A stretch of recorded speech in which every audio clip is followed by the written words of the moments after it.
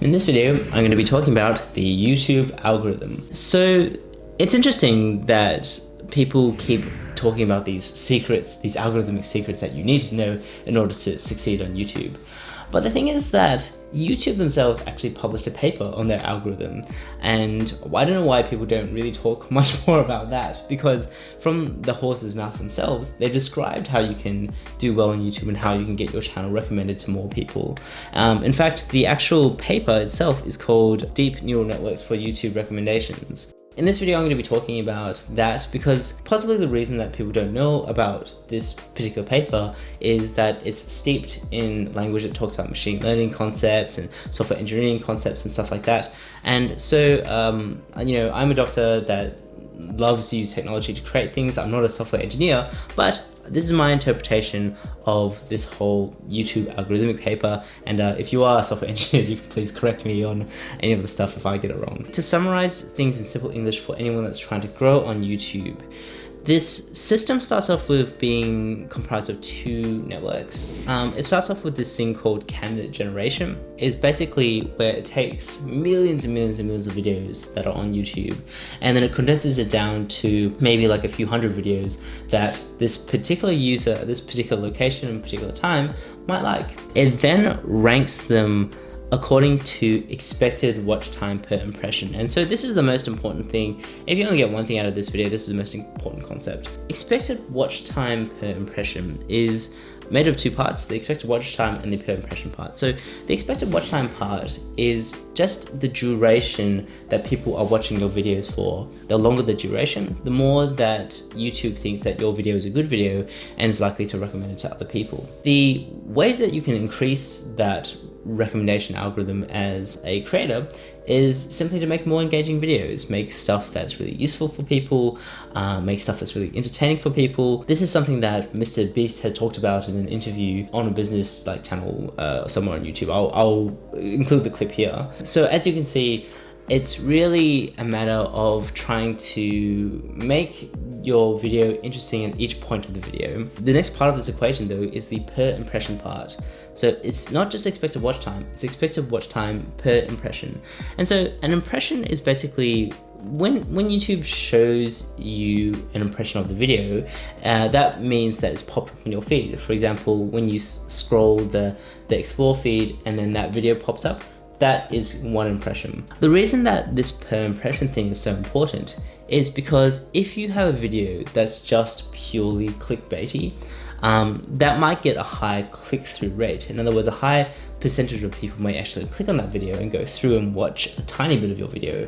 But if your video itself is really bad and doesn't actually get people watching it for longer periods of time, then YouTube is going to say, I'm not going to optimize for recommending this video. In other words, I'm not going to recommend this video to anyone because even though this video is getting a lot of clicks, there's no point. YouTube themselves can't get people to watch for longer periods of time.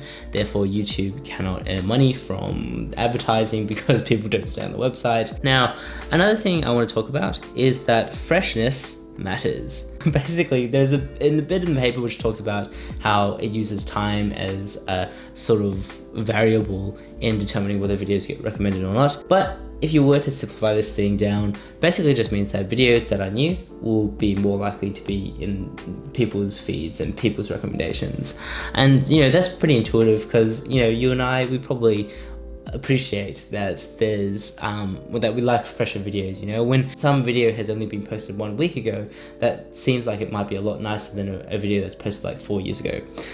Obviously it's a bit weird in the sense that you get recommendations for videos that are like from 11 years ago and stuff.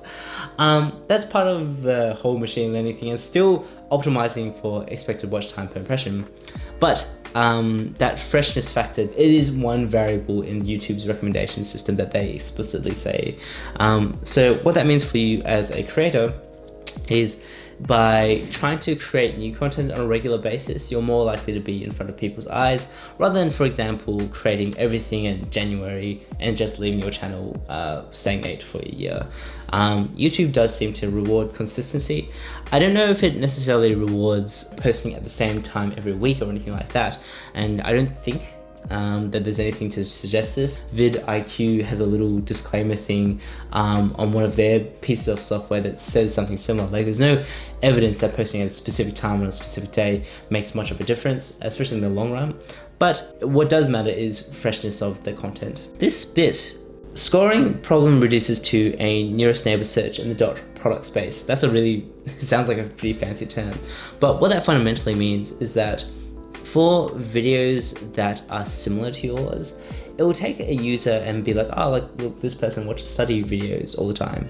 And therefore, this other study video, if that's what you're creating, is the video that I'm going to show them. So it just means that they're just trying to show videos that are relevant towards that particular user. They use the term dot product space to mean that they're roughly in the same topic. YouTube does take things like the demographics, the age, the gender, whether the user is logged in or not, and a lot of other variables, everything that they can figure out about that particular user.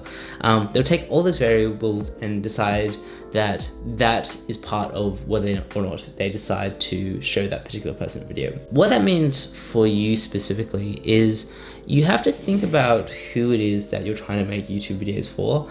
I think that if you're inconsistent with trying to, for example, make videos about a whole bunch of really different topics, and you know, something might be, for example, for cooking, and then something might be for I know, learning technology, or something might be a review of a handbag or something. You know, if you have too many disparate topics, it's probably not going to be very useful for the YouTube algorithm, because it'll be really confused to be like, oh, I don't know what this channel is even about, so I don't even know who to recommend this channel to.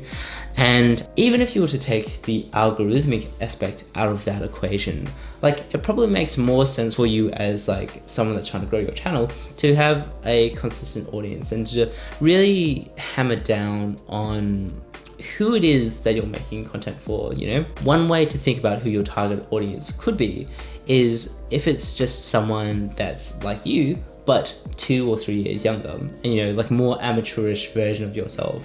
You'll know exactly what that type of person is really into, what they like, and what they want to learn, how they want to progress and stuff like that. So if you do that, you'll definitely reach an audience of people who are just like yourself and who will legitimately be helped from the stuff that you might have to add to their lives. Another little bit about the YouTube algorithm, it talks about, rather than trying to predict the next video that is going to increase the expected watch time per impression, it actually, and like, you know, basing that on the person's lifetime worth of videos, it tries to use the most recent videos that that person has watched and takes that into account. So for example, videos that a user has watched in the past year is going to be what they're going to be recommended, as opposed to when they watched something about Barbie dolls like 8 years ago. That means that for creators, they can try to capitalize on some trends, and sometimes that can be an effective way to grow, especially in trends that aren't particularly competitive yet.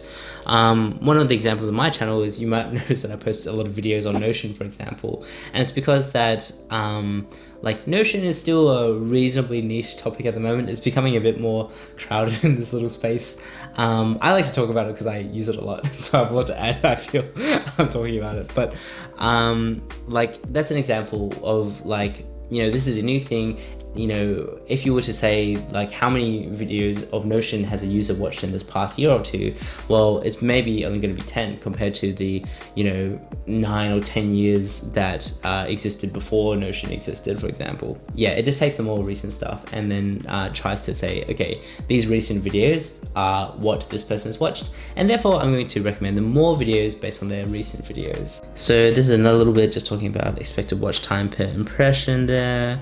There's a note here, which is that if a user doesn't watch your video, then that almost punishes, it's almost like a punishment in the algorithm. For example, if they just scroll right past it, then YouTube says, okay, like, this person clearly not interested in this video, I'm not going to bother to show this video to them again. So there's that. And this is what I mentioned before, like, even if you have a high click-through rate, a short watch time will negatively impact your video. Conversely, a high watch time, even if you have a low click-through rate, will really help the video instead. So it's really, really important to try to keep that engagement for your videos. The last thing I wanted to talk about is some interesting case studies looking at YouTube channels that have made it really big.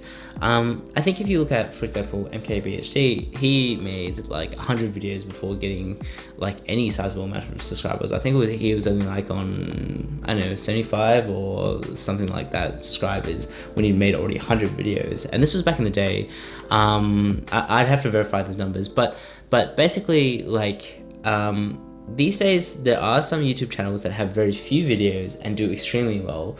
The main one I can think about is this one called Stuff Made Here, and this is an amazing channel. Basically what this engineer does is that he creates all these cool inventions and then posts it to the YouTube channel, like a bat that can hit a home run guaranteed, or like a basketball hoop where if you shoot the basketball at the hoop it never misses. So like that's really, really cool. But like, he only has 12 videos. He has 1.03 million subscribers from that, and YouTube, you know, recommends this like crazy.